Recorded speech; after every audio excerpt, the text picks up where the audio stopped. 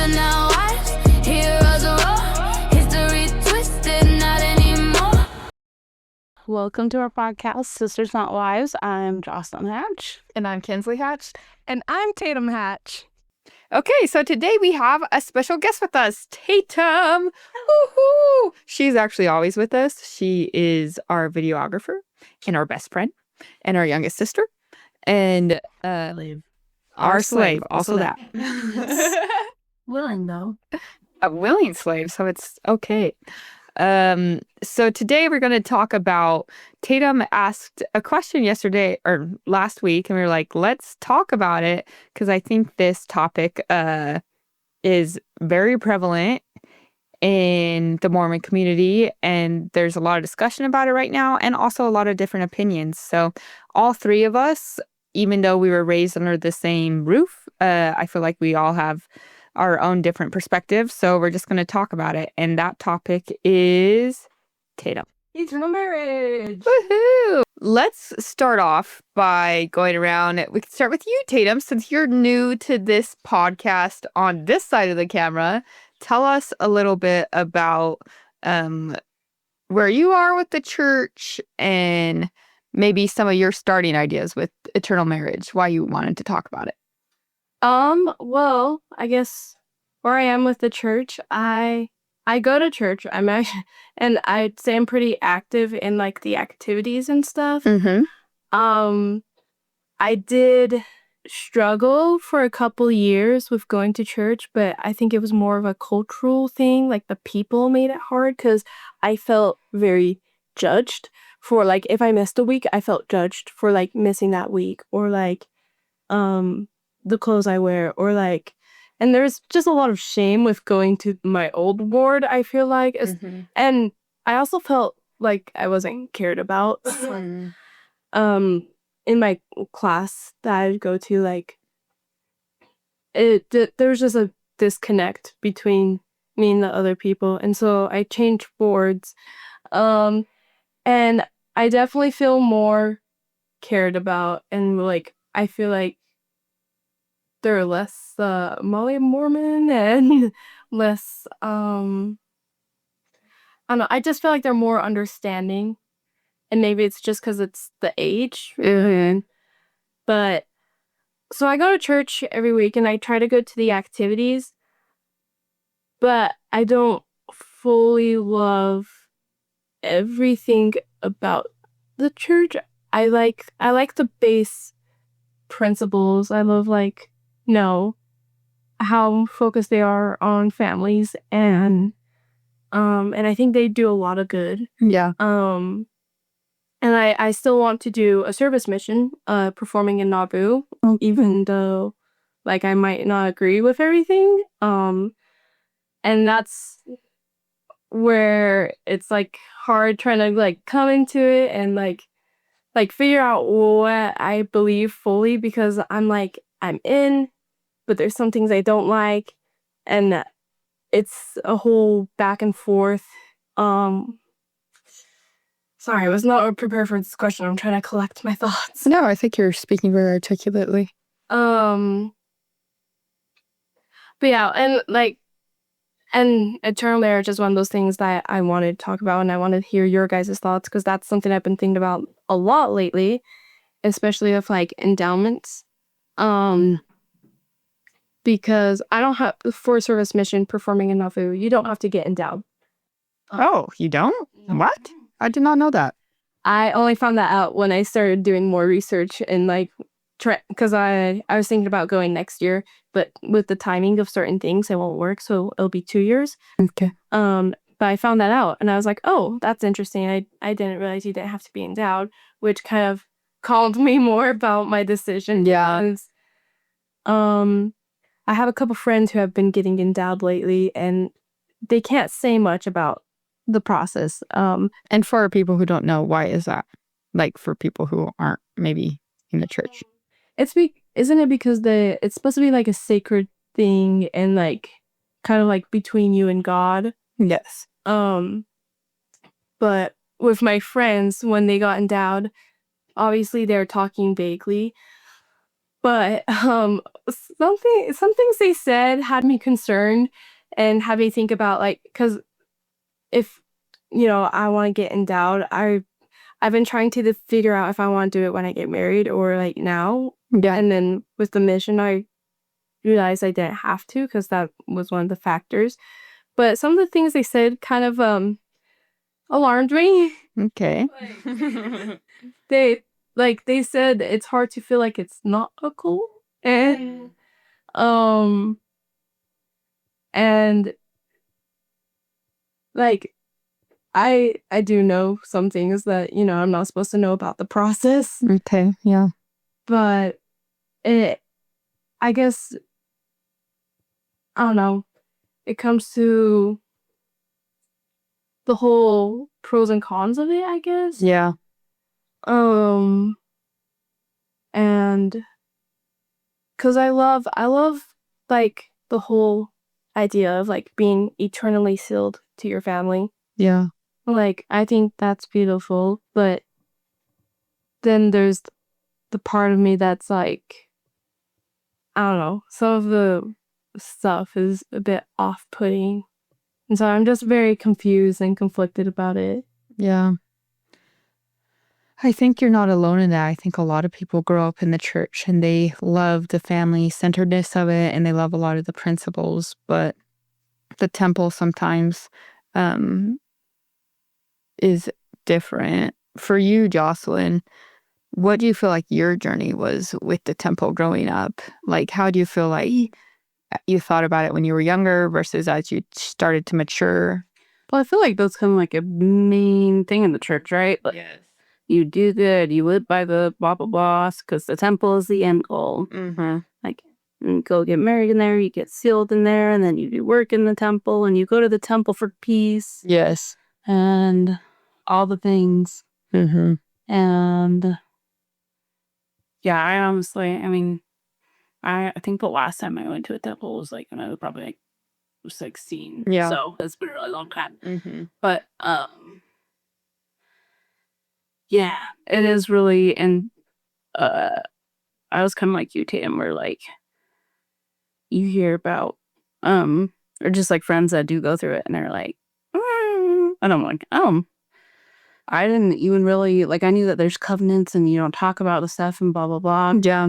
I think it's also interesting that they have like temple prep classes, right? Mm-hmm. It makes me very interested to know what is said in the temple prep classes. It's interesting. Have you ever been to any Tatum? I've gone to a couple, yeah. And yeah. I'm curious. I have no idea. I don't know. It's more about like at least the ones that I went to, I did not go enough or for the full time because I woke up late. But the most recent one that I remember is more so about like the personal, like how to prepare yourself personally. It doesn't really tell you anything about like what could happen. And it's so interesting when they don't tell you what's gonna happen, Yes. but they're like, I'm gonna give you a prep class, but it's gonna be so vague. Yes. So I couldn't figure it out. It's so crazy. Yeah. They're not telling any secrets in those classes. Yeah, that's why I was surprised because I didn't do like the full tempo prep course, but I went to a couple classes when I was like 19 and the person who I was dating wanted to get married. And so I was like, okay, we'll go to some tempo prep classes. But yeah, it was interesting because it's like, yeah, you don't find out anything really. They just kind of talk about how important covenants are and how you need to do all these things and make sure your heart's in the right place and all this type of stuff. But You'll hold on to that while you're doing all the weird. yes, which is so. I'm not trying to be disrespectful, but No, but go ahead, Tabe. Oh, I was just gonna say, well, something my friend told me is that like when they went through their temple, their uncle, before they went through, they're like, all right, when they hand you the knife, you just gotta kill the goat. Just do it. It's like, But you don't know. You really don't know. he legitimately thought he was gonna have that happen, and so he was so scared the whole time. Yes, that is crazy. I bet he was actually so relieved. Like everything else seemed not weird to him after that. He was like, ah, He did that on purpose. yeah. Crazy thing. Reverse psychology, that uncle. That is hilarious. But yeah, it's very interesting that it's like such what you were saying, Jocelyn. It is such a pivotal, such a pivotal part of the religion where they say it's like one of the cornerstones and like that's your whole like goal when you're younger is get to the temple, right? Like so many of our lessons are about that, but then you really don't know what, there's covenants and families are forever and like eternal marriage is attached to it, but you really have no idea what goes on in the temple until you're actually there. And so at that point, I don't know. I don't know if that's very helpful. no, it's not, because I think a lot of people, it kind of does the opposite what people are wanting. It sows the seeds for people being like, I don't believe in this. Whereas if you... Yeah, I've had several friends who like were all gung-ho until they went to the temple and they're like, oh, I actually don't like this at all. Yeah, I think that's the thing. They frame it as like, it's the most beautiful part of the gospel. And so people are expecting that. And then they go through the temple not knowing anything. And it has a lot of like historic ritual to it. And so a lot of people are like, I don't believe in this at all. And this is weird. And this is supposed to be like the big moment. And I actually feel like the opposite of like spiritually uplifted. It's kind of like an Elphaba and Wicked Wizard of Oz. Yeah. Yes, I think, yes, 100%. So it's like interesting that we're still choosing not to talk about it. It's interesting too, because do you feel like part of the thought is maybe, okay, like you're going to go do all this stuff and now you're making your covenants and you're in it. Like, too late for you. Like, it feels a little trickery. Yeah, it does. Especially since at the beginning they ask, like, if anyone wants to leave now, you can do it. Like, now's your chance. And you're like, well, I have no idea what we're about to do. Right. And so it's kind of like the idea of like when people are getting married, it's like, if anyone has a reason why these two shouldn't get married, speak up now. That's kind of how they do it in the temple. But in marriage, you know what's going to happen. You're like, yes, I'm choosing to be with this person. And in the temple, you're like, I don't know what I'm agreeing to. So it is a little deceptive when it comes to consent. Yeah, I feel like, but it's very pushed very heavily. I feel like, especially when you're a kid, they talk about it a lot and like symbolism and like primary type stuff. But then once you're a teenager, because that's another aspect is worthiness. So, and also garments. Jocelyn, did you ever think you were going to like go through the temple and get married and like wear garments, or what was your experience with that? I mean, yeah, when I was a teenager. Yeah. Oh, yeah. Yeah. And it was not an exciting thought. Yeah. That The going to the temple, like the whole getting married and sealed in the temple was like, yes. whatever. But, yeah. Yeah. But of course, I had like very little idea about what that was like. Right. I didn't even think about. And they like, yeah, they don't really even talk about like, you go to the temple, you make covenants, you get sealed for all eternity. That's it. Yeah, that's all you know.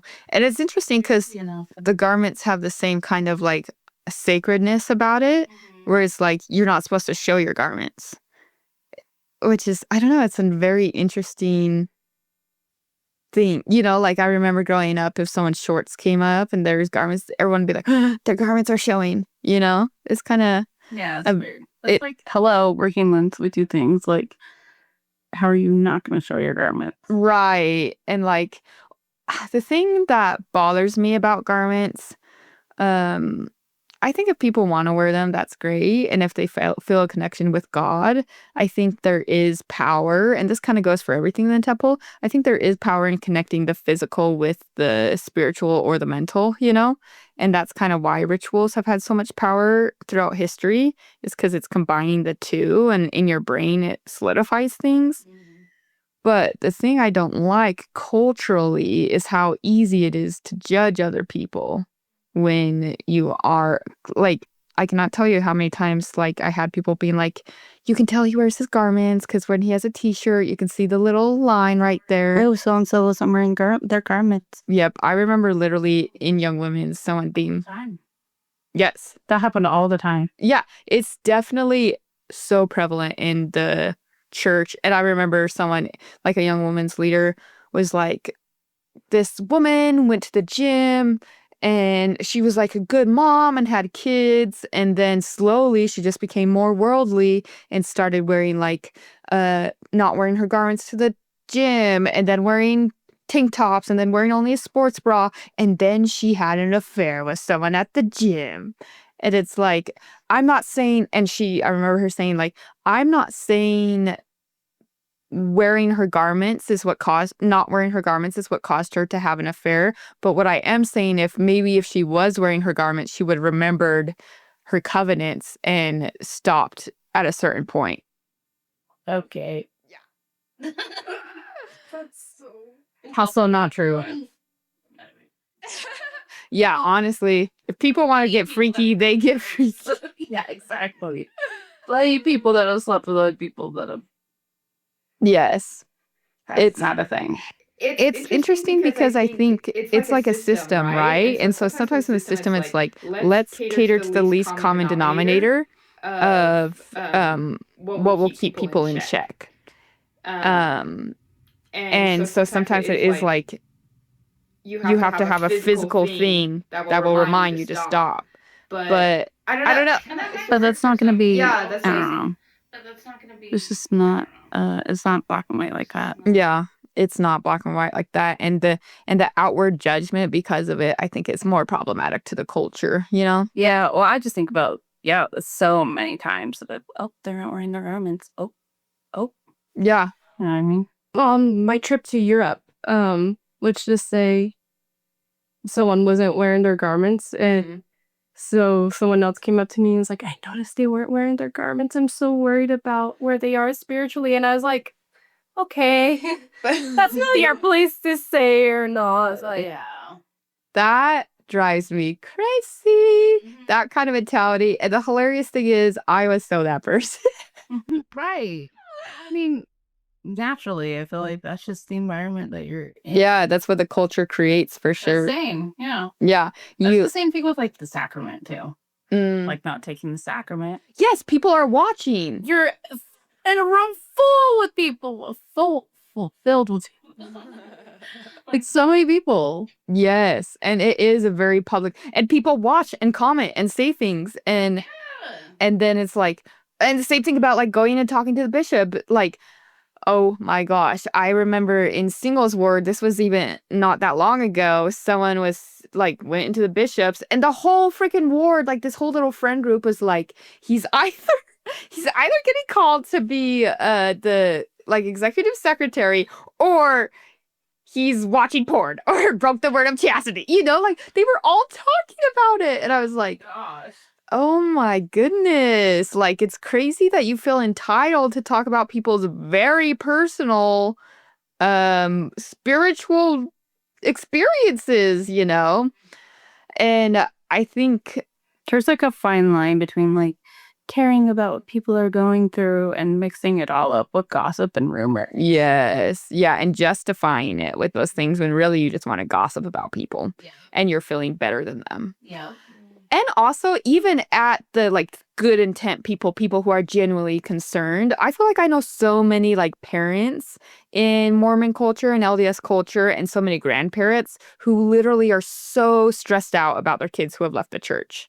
And it's on their mind constantly, and it seems like a really big point of misery in their lives, because they're like, I just don't know what's going to happen to them. I hope they find a way. I hope they come back. And a part of that is just natural, part of parenting. You're always going to be concerned about your children's choices and if they do things that you don't agree with. So a part of that is just like human nature.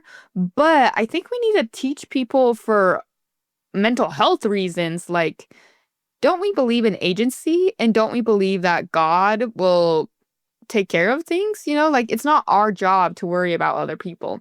I remember Jocelyn being worried about you, and I thought literally, like, when we lived together for the first time, I'm like, I'm gonna get her back on the track. Righteousness, here we come. We're gonna read scriptures every day. We're gonna make food together. We're gonna go to church. That's what it was. That's what you never read me scriptures once. I know. I think I maybe attempted, but it was like, it just, ew, yeah, Did I go to church with you? You did go to church with me, and you were trying, but I think that's the thing. I was like, she's not being as consistent as I thought this was gonna be, you know. And it's like, that's like literally not our jobs. Yeah. Because, and also it's like, just as a mental health aside, you shouldn't be focused on things that you have no control over, especially with other people. It's like, focus on yourself. And I was going to say your worthiness, but at the same time, let's talk about worthiness in the temple, because that is a huge part of the temple. In order to get a temple recommend, you have to be worthy, and there's certain standards that you have to do. What are your guys' thoughts on that? Well, for me, actually, I don't know if you guys knew about this. Probably, Mom probably told you. But back when I was at the home board, I was getting my tempo recommend interview. And one of the questions they asked me, it was about tithing, which I hadn't been paying in a while just because, one, I wasn't working a lot. And so it like would slip my mind. And two, I just it felt, I like to see, I know the whole point of like tithing is like, oh, like you're doing good and somewhere, or like it's going towards a fund or something.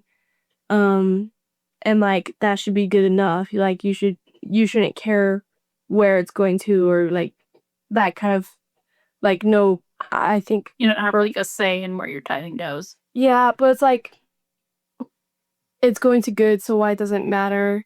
Like you don't have to know, and like, because if you know where it's going, it's almost like you're too concerned about it in a way, like too concerned about your mind. Because for me, I like to see where it's going. Yeah. So the way I do tithing is a bit different.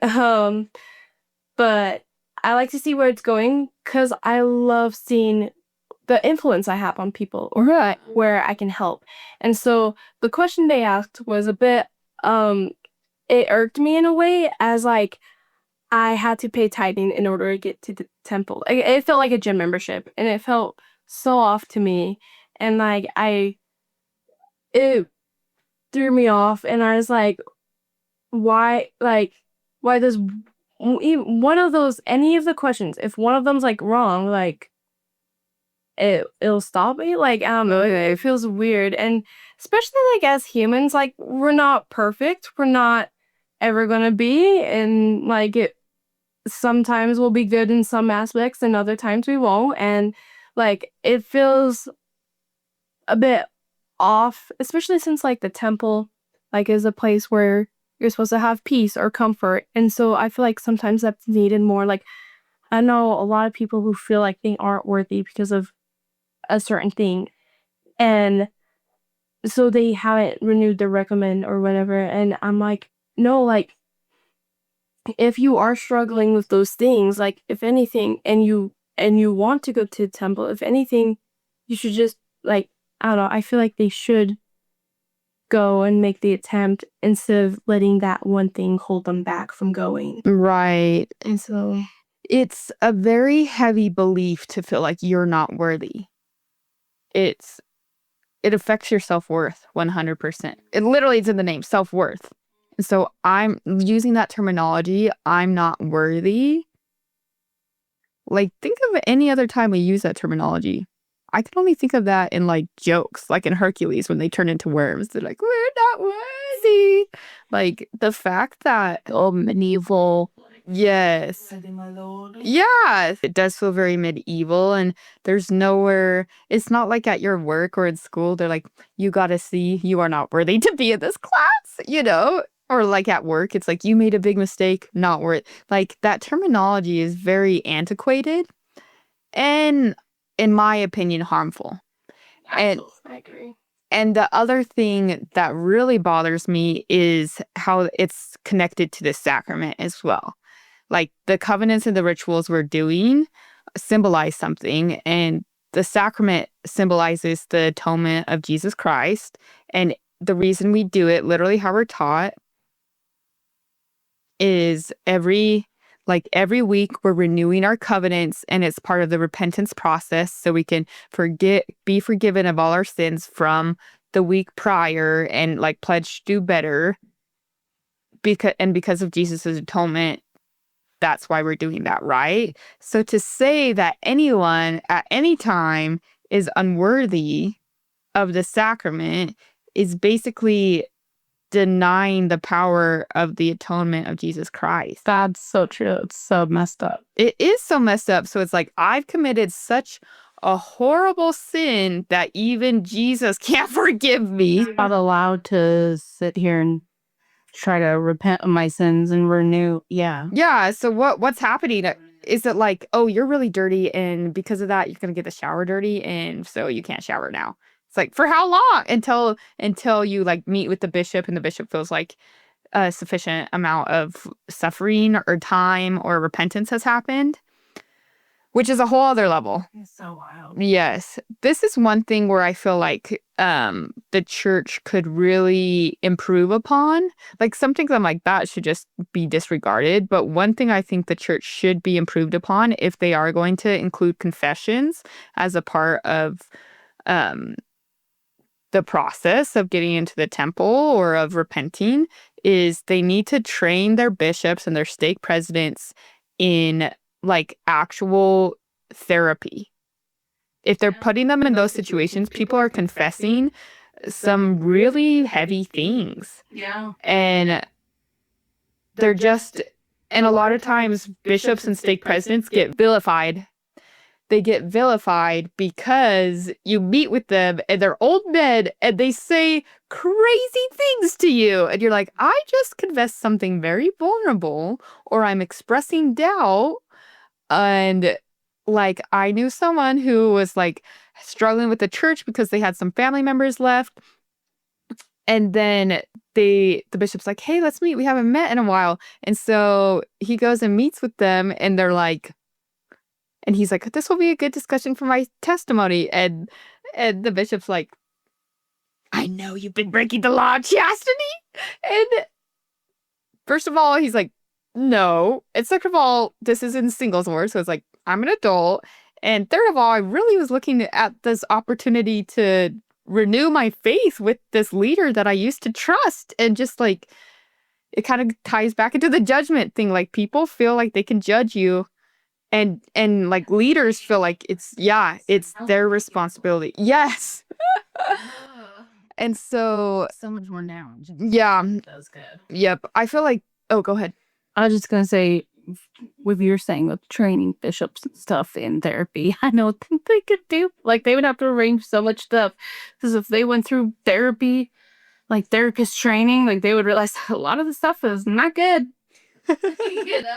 That's what I'm saying. I think it would fix some problems and make them realize, But I'm saying there would have to be like some big changes. Yeah. Well, I'm not opposed to big changes, but yeah. Unlikely. Do you mean like in the church, or I guess what do you mean by that? I'm just saying, like, if in order to be a bishop, you had to go through therapy school. Yeah, whatever the training. Whatever, I can't think of words. Whatever. Yeah, you're good. Had to have those credentials. Yes. To be bishops. I just think that a lot of the protocol of the church and of what bishops do, it would contradict. Yeah, exactly. Yeah. I mean, if you think about it, though, it shouldn't, but... Yeah. It definitely should not, but I think that would bring up its own set of problems. So...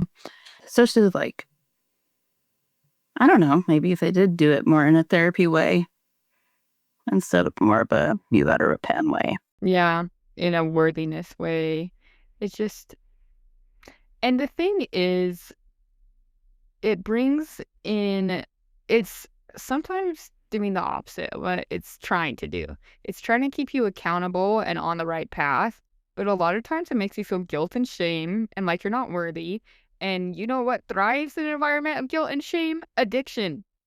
And so if people are struggling with sins or addictions or problems in life, feeling more guilt and more shame about it enforces it rather than fixes it. Absolutely.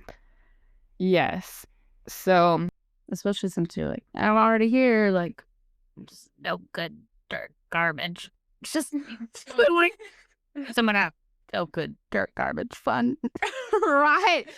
Like, I might as well just, that's a part of the addiction cycle, is feeling really bad and be like, well, there's no hope. I'm just going to keep doing this. Yeah. So, yes, I will say for me, I feel like the standards, most of the standards when I was younger, I really believed in the standards, and I still think there's a lot of really good principles.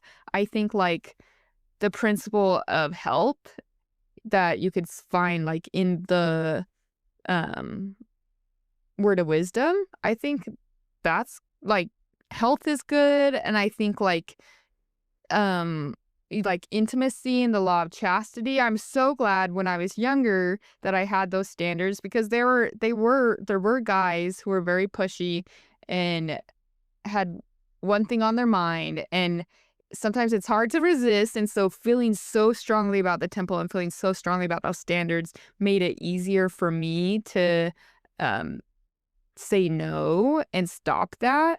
So I do think it's helpful, and there's good standards and good principles, but at the same time, there's this whole other side. And I feel like as I gone older, it's like you can have all those things without the judgment and without the shame and without the having to fit into a certain set of rules that someone else is deciding. Because that's another thing. The temple has changed over time, right? What are some things for you guys that you've heard about has changed in the temple, if anything? The things that I know are just like minor, like I feel like they're super small details, but like one thing is the baptismal garments underneath have changed for the women. Oh, really? Mm-hmm. It used to be like I don't know if I can say this or not, but I'm going to. Yeah. It used to be like a one piece, and then you wear a bra over it and sit on the over, and now it's a two piece. Oh, I didn't know that. It's like shorts, and then you just put on your bra. I was living in the One Piece world. Man, I really am not built in temple on fat. I did not remember that at all. I remember the one piece. I don't remember putting the under. Maybe I wasn't doing it right. That sounds very extra. Oh my gosh. I had one of the most embarrassing experiences in the temple when I was a teenager who's already very uncomfortable with my body. They gave me the wrong garments. They gave me like male adult garments. And so I get Came out. but the thing is you have the jumpsuit underneath over the garments, but I was like, what is this? I was just so embarrassed though, because it's like uncomfortable getting naked when you're a teenager somewhere else. And like we didn't even go to school, so locker rooms was a new thing for me. And then I was like, this doesn't look right at all. And they're huge also, and like, are built different for a man's body. I'm like, what is happening? And so I'm like, what do I do? I was like stuck in the locker room for like 20 minutes, like, I don't know what to do. And so I eventually like went out, and I was like, with the counter, and the nice old lady probably could tell that I was stressed out on my mind. I'm like, I think I have the wrong garments. And I showed him. She's like, oh yeah, oh my gosh, I'm so sorry. And I was like, haha.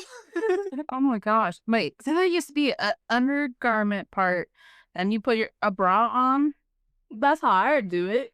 and then Yeah, they jumpsuit part. yeah. Just because you get wet, so you're trying to cover yourself, Right. Because it has to be white. Yes. So you have your Do you put your own bra on, or is it I mean, provided? it's provided. It's like a white sports bra. Yeah. Yeah. I really don't remember. I do remember the jumpsuit. That's it. Oh wow. You were going to commando in that jumpsuit. You're like, I was. He knows. I will say the jumpsuits are super comfortable. But sorry, I don't even know where we're going with that. I don't appreciate that, but I can remember all the names of the people that got baptized for the first time. Me too. I wrote them down too. That's awesome. What's one? Cinderella. I knew it. That's what I remember from you. I was like, that's not fair. I'll never get a princess. But yes. One thing about the temple that's changed recently is also the garments for women. Oh yeah. Well, Not having sleeves, not having cap sleeves. which isn't it?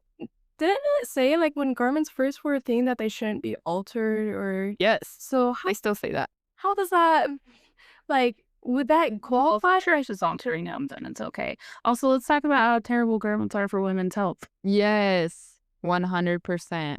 Like if I do like get endowed and stuff, I'm not wearing the bottoms. Yeah. It's not hygienic for women and it's not good. And it's sad because there is so much pressure to conform. I've literally seen friends and people who have been like, they have to justify it by being like, I'm allergic to garments.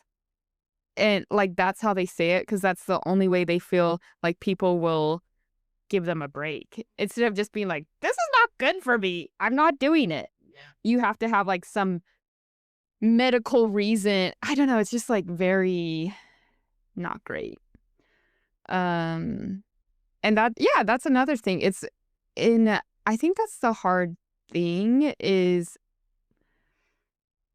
when I was first like changing some of my views about the church, I was like, but I still want to get married in a temple. That's still a big goal of mine.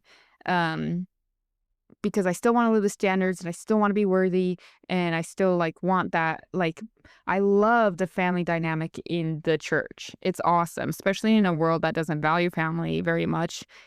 I think the church does have really strong community and it has really strong families and you prioritize it. And I love that part. And so I always said that. But ironically, the more I researched about polygamy and the history of the temple, I started to feel more and more differently about eternal marriage because a couple things for me, and even I remember going to institute when I was in college and like literally breaking down in front of one of my friends because I was like, I don't know if I can do it. Like we talked about temples that day and luckily they took this verbiage out, but as soon as it was like probably 2016 or something, they had the covenant where the woman covenant to the husband and the husband covenant to Jesus. And for me, I was like, I don't think I could say those words. I just know myself and I know the feminism inside of me. And I don't think I could say that I'm covenanting to my husband as a vessel for him to covenant to Jesus. That's like, it just felt like so wrong. But I was so distressed because I felt like, but I want to get married in a temple because I've always been told that that's what I need to do and I believe in it. But I don't think I can do that. And then in 2018, they took that out. They took out a lot of the sexist verbiage that had been going around for a long time. But there was a lot of that in the temple because the temple is a historic ritual. Did you guys ever hear about the Masonic like oath or threat that used to be in the temple? I mean, I thought a lot of it was Masonic. It is. But there is one specific part at the end about what will happen to you if you break your covenant. Let's hear that. It's been taken out, but I think Mom even said it was still around when she was when she was younger. I'm not sure though, but and the verbiage changed until eventually it was taken out. But it used to say, if you break any of these covenants, basically you're a son of perdition and you deserve to have your tongue ripped out and your throat cut. And they had a symbol of you cutting your throat. Wow. Very blood autonomy. Yes. It's like there are roots, like similar roots, you know? And so people were saying that in the 1900s, like late 1900s, people, a part of the temple was saying that at the end to be like, these are serious covenants, my guy. And so they had that. And then When did they remove that? Do you know? I do not know. I still, Somebody knows, let us know. yeah, let us know if you remember that happening when you were in the temple, and if you know when it was taken out, because I know it was sometime. I think it was happened like sometime between the 1980s and 2000s. I'm not sure, but isn't that crazy? Like that was a part of the covenants, and then eventually they've taken that out. And they first try to use milder language, like if you do this, you're risking your eternal salvation. And so it kind of formed it to that, and then eventually they just took it out altogether. And the reason why is because it has a lot of historic. And the thing is, that's why there's a lot of secrecy around the temple too. Now we've reframed it as sacredness, but that's what made me change my perspectives about the temple, is learning about how Joseph Smith treated temples versus how Brigham Young treated temples. And it felt like to me that Brigham Young used temples as a way to control people, as a way to hide polygamy and initiate polygamy, and as a way to create a hierarchy. And so he interlocked polygamy and everything with that with eternal marriage, and they were one and the same. But in Joseph Smith's time, they were not. And in Joseph Smith's time, the temples were not secret, and garments were not a requirement for everyone to wear. He was dabbling in garments, but it was Brigham Young who enforced all the policies that are in the temple nowadays and the hierarchy. So once I learned about that, I was like, it changed my views on temples. But it's interesting how strongly I felt about temples for so long, even though I never felt necessarily spiritually uplifted in temples. I was like, okay, I've never felt spiritually uplifted in a temple, but I'm going to keep trying. I'm going to keep going. And even I can always find a place of God in anywhere I go, you know? And so I could just make it. If it's not coming naturally, I can make it my like heaven on earth or whatever. But it's also hard when you hear people who are like, I love the temple. And they're like, so spiritual. I get so many spiritual confirmations. And I'm like, what's wrong with me? Let's sum up. It is such a big topic. And honestly, I know a lot of people who did get married in temple and love the temple and are faithful Latter-day Saints. And I'm not kicking that at all. Yeah. Like, I love those people so much. And I do think our culture, for all the toxic things, it does promote so much good, and it does help people be better. And I see those people, and I don't think they're delusional I think they're people I look up to and I admire and I strive to be like. And so I just think we need to have in our culture less of a obedience to authority and like, oh, this is the way things are, and kind of about what we talked about last week with cults. Like, you have to be the one to say no. Review yourself. Yes. And what's going to uplift you. Exactly. That for your own well-being and your own spiritual well-being, but then also for the culture. The culture will never get better if we don't start saying things. Yeah. And like, everyone has their own path, but I think like if you want to stay in the culture, so many Better. yeah, make it better. Say things, be different, don't be ashamed. With garments, don't that's not appropriate. Yes, exactly. It's like there's so many things. I think there's a lot of good change we can make, and it's the only way the church is going to be better if we make it not an echoing chamber. And of course, everyone has their own path, but I think that is something that's really important, that we need to have more diversity in the church instead of less diversity. So Absolutely. and then for people who do decide that they don't want to be in the church, I think just like undoing the things that you've been taught for so long and finding that safe, healthy place for yourself too. Yeah. Yep. Amen. Amen. So next episode, we are going to talk about the history of blood atonement. Sisters now, why?